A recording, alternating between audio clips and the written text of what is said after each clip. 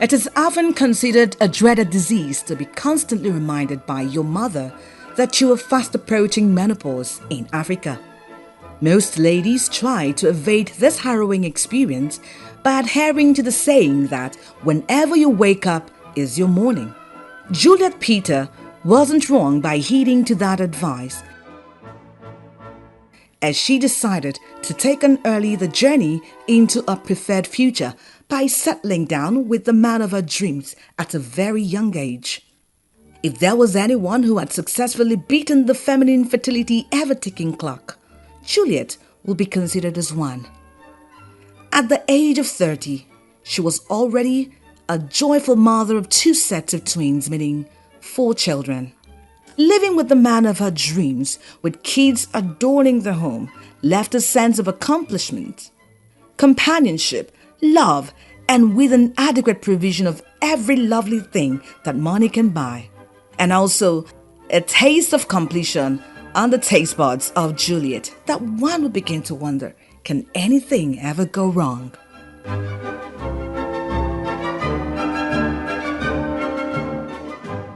This was her story until life threw a spanner into her sweet garden of roses by dashing her both with the death of her beloved husband in early 2019 at the age of 32.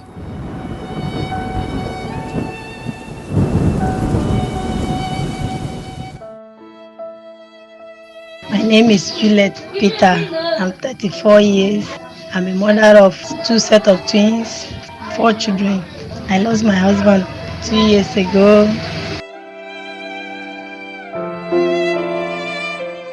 Juliet Peter was going to become a widow with 4 children, which meant that her stability had become unguaranteed, setting a bleak image for her future and her 2 sets of twins.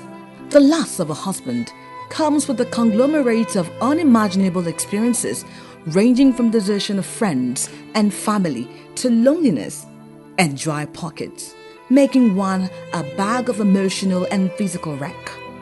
It is one thing to cope with the looming uncertainty that comes with heavy palpitations daily.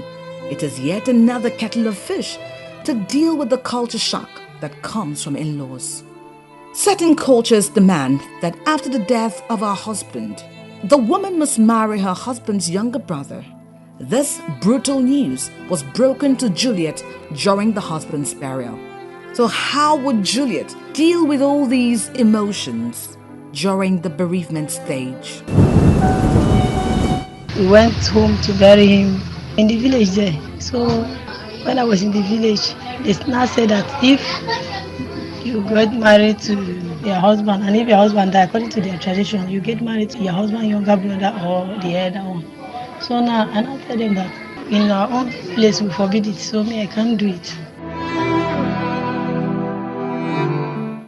It is at this point that one begin to wonder why it is so traumatizing for widows to cope during the mourning process.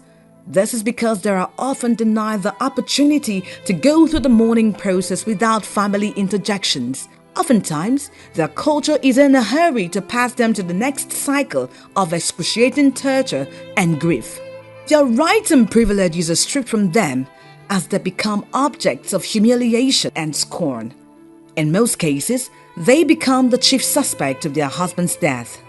Widows are often left with no option than to accept the forceful marriage of their late husband's brother, or forfeit every of the husband's property to the family. And this was what Juliet did, but she had to face the dire consequences. It's been 2 years after that decision.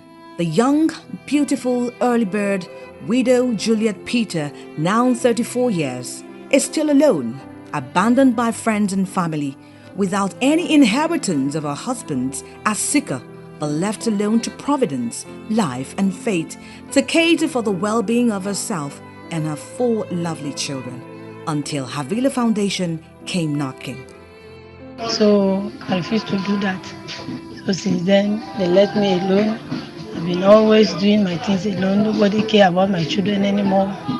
They don't do anything with me, have anything with me. So I came back to Lagos. So now I'm here alone gathering for my children. So someone called me. He said, who are you? She said, her name is Victory. I should come Sunday by 4.